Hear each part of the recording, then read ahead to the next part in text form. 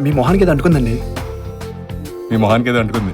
సినిమాలు మేము చూస్తాం. నా మొహానికి అందం అంటుకుంది, అందం తుడుచుకుంటే పోదు, వగేరా వగేరా.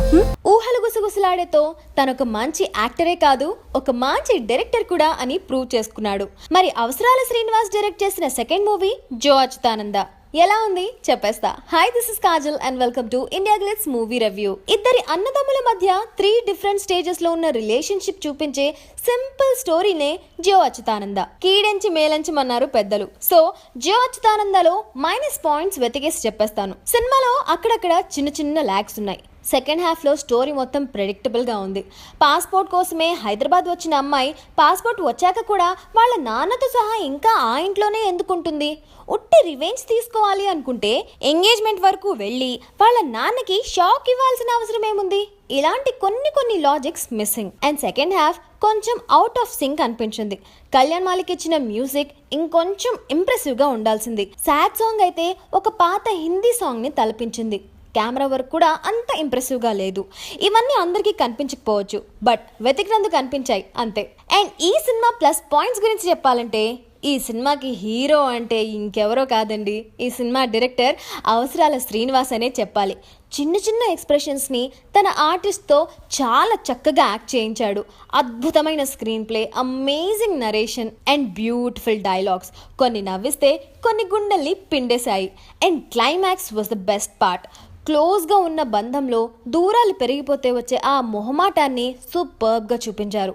ఇందులో చూపించిన ఇల్లు, సాక్స్కి రబ్బర్ బ్యాండ్స్ పెట్టుకోవడం లాంటివి, పాఠాలు బట్టి పట్టి చెప్పడం, ఇలాంటివి స్కూలింగ్ 90sలో చేసిన నాలాంటి కిడ్స్కి బాగా కనెక్ట్ అవుతుంది.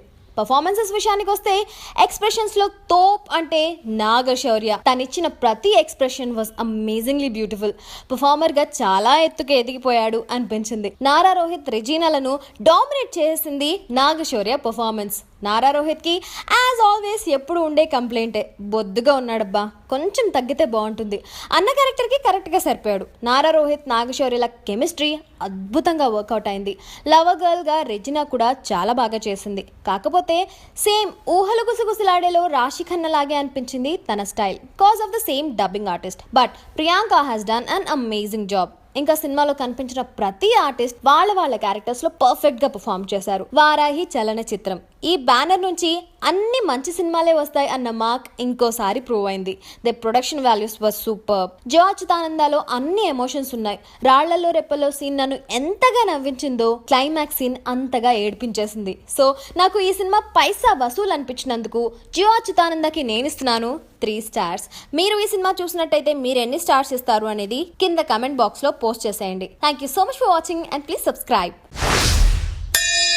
హలో అండి, ఇక్కడ ఒక బెల్ కనిపిస్తుంది కదా, దీన్ని నొక్కారనుకోండి అది యాక్టివేట్ అయిపోతుంది. నేను చేసే వీడియోస్ అన్ని కూడా మీకు అప్డేట్స్ వస్తూ ఉంటాయి.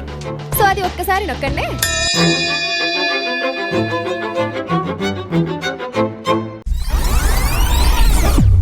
సోహన్ బాబు గారితో చిరంజీవి గారు, పవన్ కళ్యాణ్ గారు ఒకళ్ళే మిస్ అయ్యారనుకుంటా కదా. వస్తుంది లవ్. వాడిని ఎవరు చూడలేదు, ట్రేస్ చేయలేదు, కానీ ఇప్పుడు ఇండియన్ ఎంబసీని అటాక్ చేశాడు.